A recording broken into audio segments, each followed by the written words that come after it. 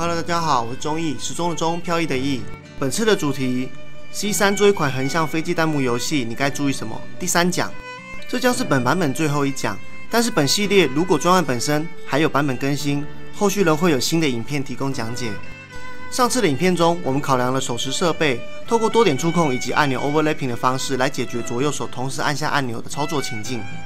另外，我们还丰富了敌机的行为模式，包含射出攻击玩家的子弹、往玩家直接冲过来的敌机，还有攻转及自转的行为模式。最后，我们还进一步说明了游戏流程的设计概念，允许玩家在不同的游玩阶段进行切换，完整了游戏的整体体验。有了前面2集的设计，玩家已经可以在这一个飞机游戏的世界中遨游。但是游戏终归是游戏，我们必须设计最终挑战的目标 BOSS， 也就是魔王或者是头目。击败他之后，玩家才可以完成这一个挑战。好的，一样废话不多说，就让我们开始吧。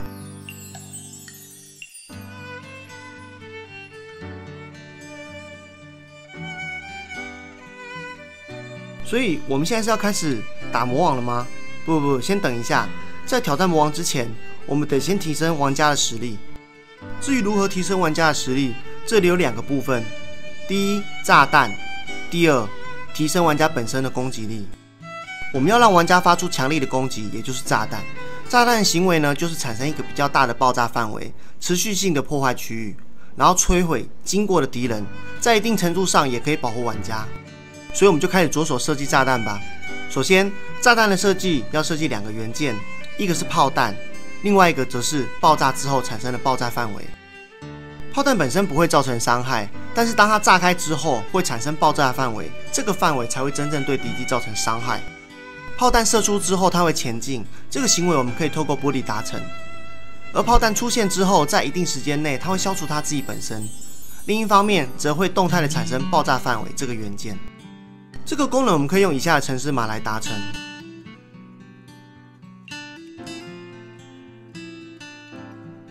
首先，我们先建立一个小精灵，它就是我们所谓的爆炸范围。这里我们采用的图形是圆形的，你可以观察一下它的碰撞节点是否满足你的需求。如果不满意，你就可以在手动调整。爆炸范围产生之后不会移动，在它消失之前，所有经过或者是碰到的子弹或者是敌机都会固定受到一个伤害。敌机去撞到这个触发条件，我们可以使用 onCollide， 而造成的伤害，我们可以设定一个爆炸的伤害变数，以便后续修正时进行调整。尝试使用减去敌机的生命值，如果敌机的生命值低于0，就会摧毁该敌机。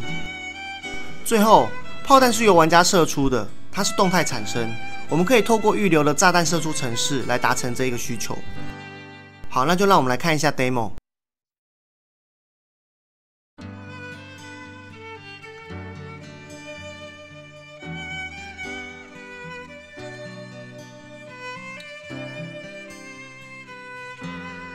接着我们想让玩家的小飞机提升伤害，那怎么提升伤害呢？我们可以提升玩家的火力，最直接的方式就是增加每次小玩家射出的子弹数量。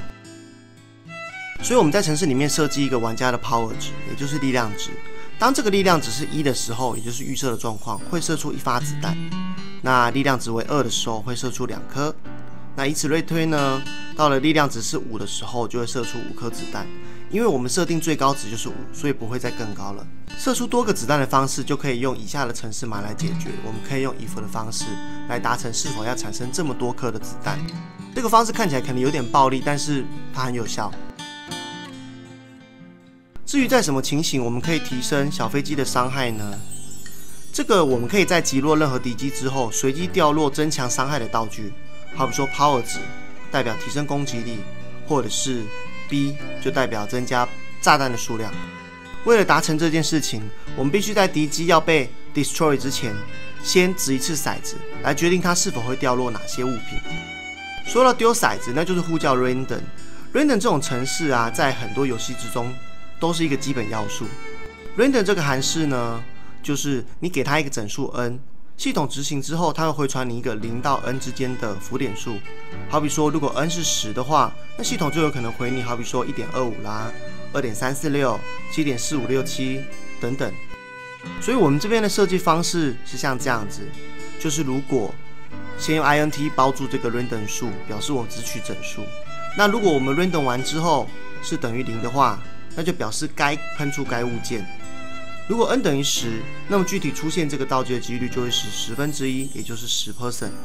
如果 n 等于3的话，那道具的出现几率就会是1除以3，也就是33%。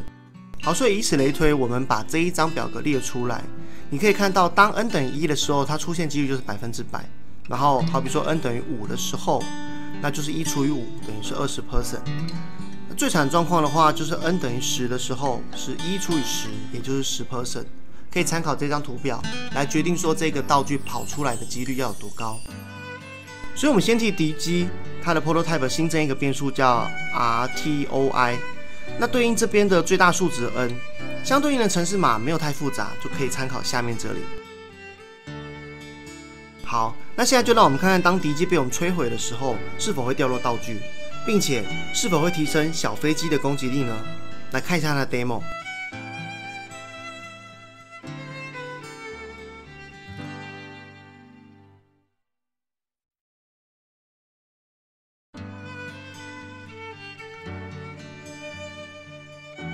好，头目来了，终于来到本系列最后一个设计环节——设计头目。头目的存在呢，就是作为关卡最后的敌人。当玩家击败这个头目后，玩家就可以从这个关卡挑战中结束，进入 You Win 的场景。作为锁关人的存在，当然不可能跟之前设计的敌机那么的垃圾，攻击模式也不可能这么简单，生命值当然不可能这么样的脆弱。那么具体来说，我们该替这个头目设计些哪些特别的属性呢？首先，我们让头目可以周期性的移动，它会固定的朝上、朝下去移动。这个设计很容易达成，我们可以新增 side 的这行为，并且调整它的moment 为 vertical， 也就是垂直，然后 wave 设定成 sine，period 也就是周期，我们设定成4。那这个数值是代表什么？它代表完成一个周期的移动需要花多少秒。也就是说，我们的设计头目如果要完成一个往上、往下的动作，总共需要4秒。好，我们这边 demo 一下头目的移动状况。接着，头目的生命值绝对不可能这么样的脆薄，就像洋芋片一样，所以我们设定了它的生命值为100，这比先前设计的敌机还要硬上100倍，感觉可以提供玩家不长不短、更有意思的挑战时间。面对玩家射出的子弹，触碰到之后就会失去1点的 HP 值。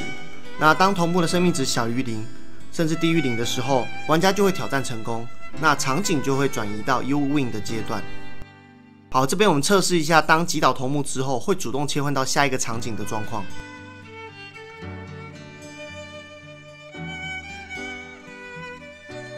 还记得先前小飞机的行进方式吗？它是从左移动到右。实作上，我们是透过 Game Move 的这个物件，它固定透过 bullet 的等速前进，来达成慢慢往右前进的目的。Game Move 身上还有另外一个属性，那就是 Scroll To， 其实就是摄影机的功能。这个摄影机会跟随着它，但是当玩家移动到头目的时候，整个等速移动的行为会停止。要做到这件事情，我们就必须定义触发的条件以及相对应的动作。在触发条件上，我们设计了一个 Start Bullet Area， 它的条件是当 Game Move 这个物件碰到它之后，整个移动的场景就会停止前进。所以相对应的动作，我们会把小飞机的bullet行为以及 Game Move 的bullet行为都设计成 False， 就可以达成上述的需求。而玩家就可以在背景不前进的情形下，跟头目专心的厮杀了。当然，你也可以设计多个小头目，那么bullet的行为就可以在击倒它之后重新设定成 True， 让小飞机继续往右移动。好，那这边让我们来看一下这样的设计的效果会是怎么样。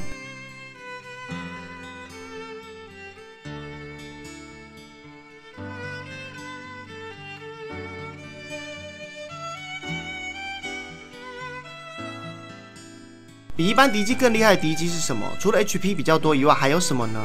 就是它与众不同的攻击形式。除了它会一颗一颗慢慢的把子弹射出以外，还会一口气射出大量的子弹。另外，我还希望它可以射出雷射光，噗一声，快速并且致命，对玩家造成更大的压迫感，提升游戏的挑战性。除了直接攻击以外，还可以让头目定期的召唤出小弟们，让玩家更加的手忙脚乱。脚应该只会抖抖抖吧。好，综合上述，整体来说总共有4种攻击模式，所以我们可以想象成头目会有4个阶段，每个阶段都会有一小段的持续时间，用相同的模式进行攻击。好，底下我们用表格的方式来呈现整体的设计方案。实作上，头目是可以设定一个变数，用来代表不同的阶段。然后再多设计一个变数，代表此阶段已经进行前进过的总时间。刚切到这个阶段的时候会设定成0，那过一段时间之后，它就会周期性的累积它。每个阶段都会有最大时间，所以超过该阶段的最大时间就会切换到下一个阶段。另外，每个阶段我们都有其设定动画，可以参考以下4个阶段的动画。第一个阶段，眼睛偶尔会射出子弹；第二个阶段，眼睛会快速的射出子弹；第3个阶段，眼睛会发射出雷射光；第4个阶段，从嘴巴跑出小弟们。好，有了以上基本的设计，我们就一一的来达成它吧。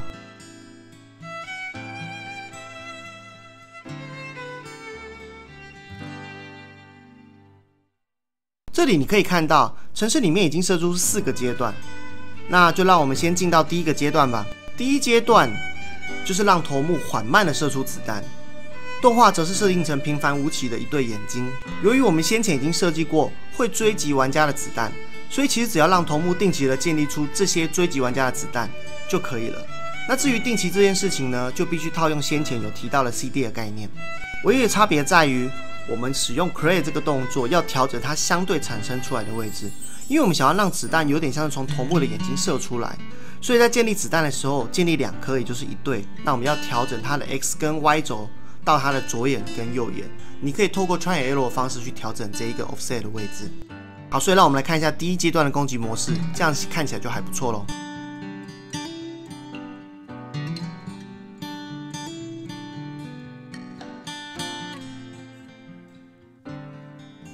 接着进入第2种攻击模式。第2种攻击模式就在于说，我们要更换一下刚才设计的第2阶段的攻击动画，然后让头目的眼睛看起来更具有攻击性。其实就是调整会旋转的眼睛，那它看起来可以射得更快。但是在攻击的部分，其实第2种攻击模式并没有太大的改变，主要就只是调整它的射出 CD 时间。在原本的第1种攻击模式中 ，CD 时间是 0.5 秒，那么在攻击模式2，它的 CD 时间就调成 0.3， 也就是加快头目它的射击速度了。好，这边也让我们来看一下攻击模式2的执行效果。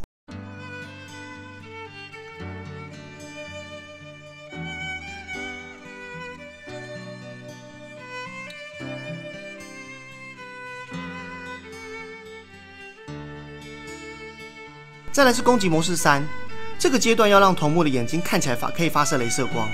它的概念就是眼睛会先集气，然后借由头目的动画改变，让玩家知道说头目好像有点危险，要从眼睛射出某种东西。我想第一次遇到这种攻击模式的玩家应该是没有经验，然后会突然被秒杀。但是在游戏中这种非预期的事情，它也可以增加游戏的乐趣性，不是吗？雷射光的攻击判定其实跟玩家的炸弹范围是一样的，它也是在有效的时间内对范围内的玩家造成伤害。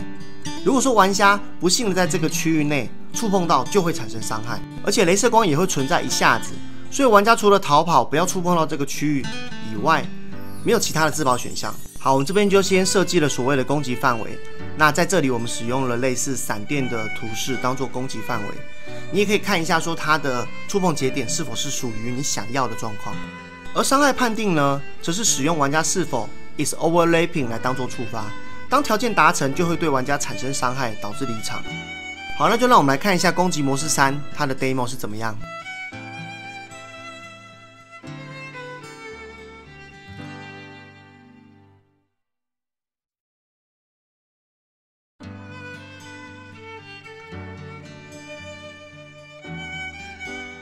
第4种模式是允许头目召唤小弟，哪一种小弟对于玩家比较有刺激性呢？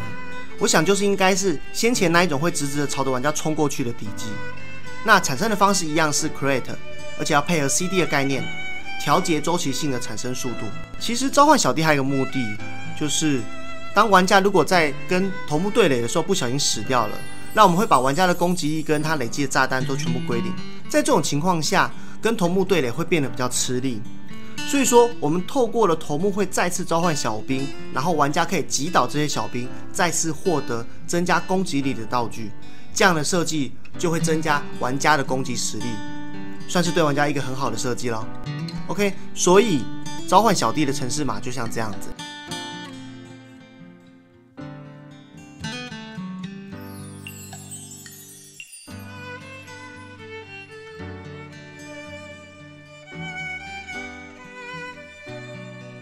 好了，我们终于完成这个系列了。这个版本的所有说明，或许在这之中还没有详细的说明所有的部分，不过你还是可以透过下载这个游戏的专案来仔细阅读那些我没有提到的内容。这次呢，我们提到了2个内容，第一个是增加玩家的攻击力，然后包含武器的攻击提升，然后可以发射炸弹，以及我们可以从敌机身上获得提升攻击的小道具。第2个部分则是头目的设计，我们学会了把视角停下来，并且增加了头目的血量，让它不像一般的敌机那么垃圾。然后我们设计了4种攻击模式。以上这些整个运作下来就是一个简单的，但是还算完整的横向飞机弹幕游戏了。你可以透过这个影片下载我所说的游戏设计专案，修改成你所需要的内容，套用你自己要的图示来设计一款专属于你自己的飞机游戏。这个版本这个系列的介绍算是完成了，但是后续我会再安排时间将这个游戏进行一次滚动式的升级。你可以预想到应该是具有更多的小关卡，然后有更精美的 UI， 或者是更具商业品质的小飞机以及敌机的改变。等我后续完成一个小阶段之后，我会再更新我的影片供大家进行参考。OK， 如果你觉得这部影片还不错，还请不吝啬按下赞。感谢这几集来你的观看，也感谢订阅我的影片的你。我是钟毅，时钟的钟，飘逸的逸，让我们下次再见面 ，See you。